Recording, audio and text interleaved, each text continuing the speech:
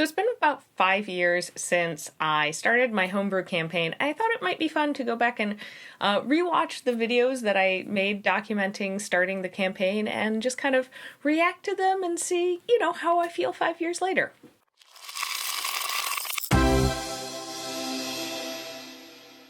So this campaign wrapped up a couple of years ago, and I still have all the notes and have very fond memories of the campaign, but definitely the beginning bits is a little fuzzy. I'm going to react to the creating the campaign as well as the session 0 and 1 Game Master Diaries. You can check out the full videos, but also have them popping up as I'm watching them and reacting. Before I get into this first video, if you're new here, I'm Dawn and this is Roll for Initiative. We make videos here every week all about tabletop RPGs and our other geeky interests.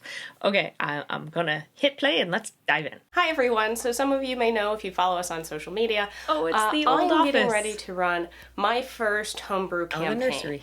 And this is actually my second time GMing. I decided to run it in D&D 5th edition, mainly because I knew I wanted to play kind of a classic dungeon crawl. So yeah, I did start out wanting that campaign to be a classic dungeon crawl, and it definitely got away from that pretty quickly, and I was actually really happy running it in 5th edition. I don't think I'd necessarily change that going back. Really what I started out with was an idea that I wanted to run a campaign and make it so that within the world of the game, the mechanics we were playing in and everything made sense why players and characters may not be there for a session every now and then or a couple sessions. This concept about having reasons why people would kind of jump in and out, that actually worked really well.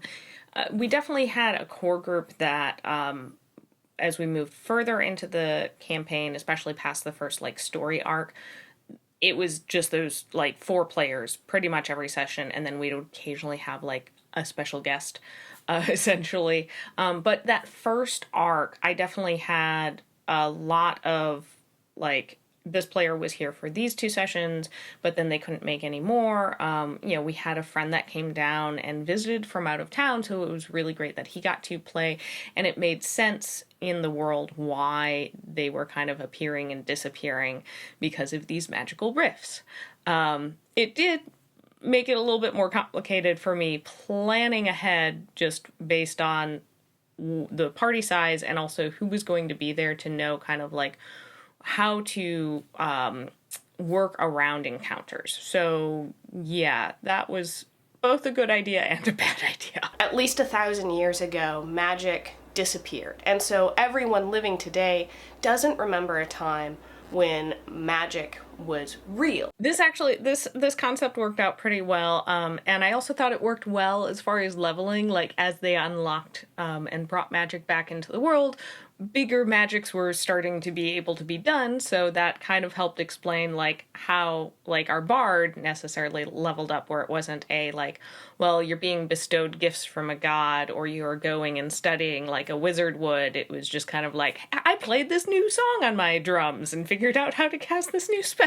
So the start of the campaign is kind of the event that starts reintroducing magic into the world. So from there, kind of following the GM's guide, and also another resource I used a lot was the blog Loot the Room.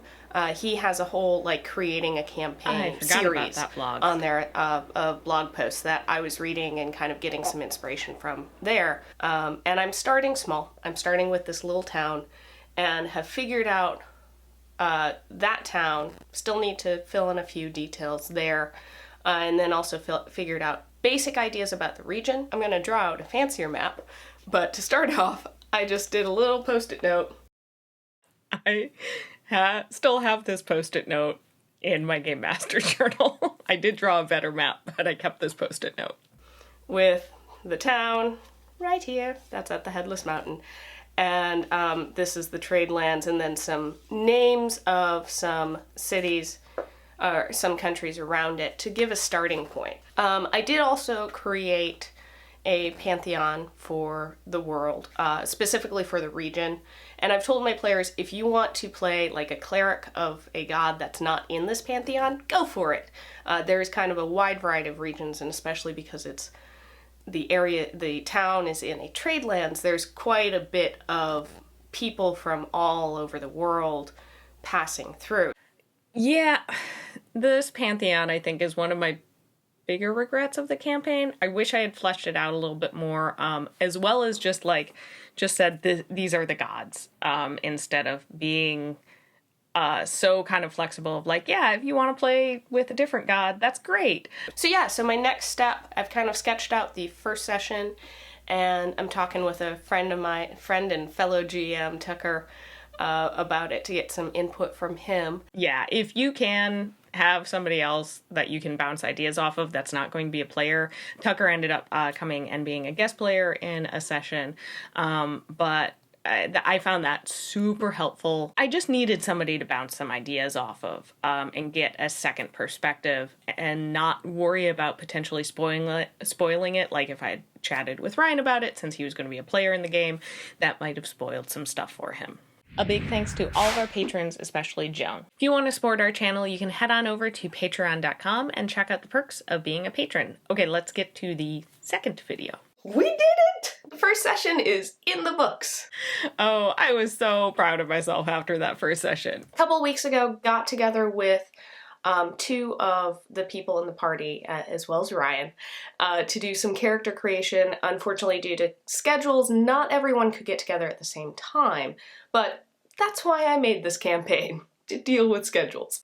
Yeah, I really wish that I had kind of the core people that ended up being in the campaign there for that session 0. And looking back on it, and especially with like the technology available now, I think I would have set up some kind of like Discord or maybe done a Zoom call with everybody, just to help with character creation and encourage my players to know one other person at the table. I think that would have just helped with the party cohesion at the beginning. Yeah, we got together and did a little bit of character creation, and it also was a great chance for me to get a little bit of feedback from the players on what they like in games. If there was anything that they were kind of like, I don't really enjoy this.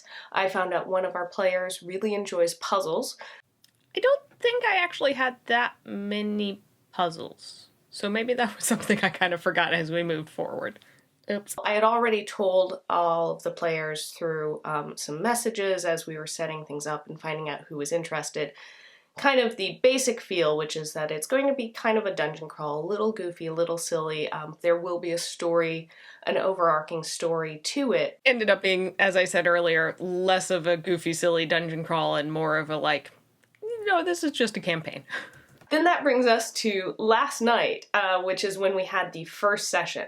And we had 4 of our players, so it was Ryan as well as 3 other people who all showed up. It actually turned out pretty good because a couple of the players do have characters from the starting town, but none of them could make it. Oh, right. I really, really wish that those characters had been there because that would have made things a lot easier and I think just a better story. It ended up being all right because I had everybody else, they were staying in the tavern because they were out of town and the tavern was the only place that I started them in the tavern. Rent a room in the town.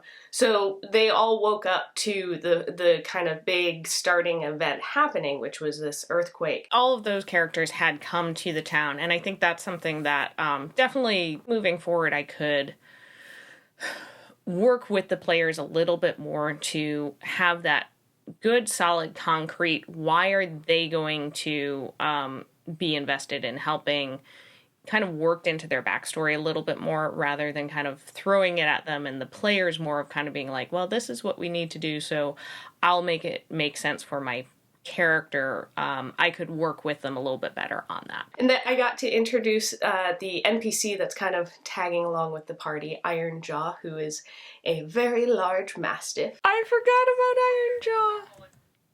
He was also part Blink Dog. Oh, I loved Iron Jaw. And he has higher than normal intelligence for a dog. I also will point out, I had created Iron Jaw before the second season of Critical Role started up where they had a blink dog. So, you know, hey, maybe if Matt Mercer was watching my videos, that's where he got. No, he wasn't. And then I thought, this is great. I can have a dog, and clearly it's not a magic dog that can talk. And none of my characters were druids who could speak with animals. So the party won't have to rely on the NPC telling them what to do, but I do have something that can help guide the party in certain directions if they're getting off track or stuff like that. A couple times. And a good part of the first session was great. They just kind of role-played, introducing their characters and all of that stuff. We had 2 encounters. The first one, the squishiest character ran in, and I almost had a moment where I was like, oh no, I did not mean for this battle to be deadly, but it was almost deadly, and was like, no, I don't want to kill my players' characters in the first encounter. Yeah, she definitely was at 0 hit points. Oopsie. They rescued some of the miners and discovered there were more trapped down in the mine, and left the session with them opening the door to kind of the mine proper and getting a hint at what is to come. Did like leaving off kind of on a little bit of a cliffhanger for some of the sessions. Now this did make it a little difficult with having people kind of pop in and out.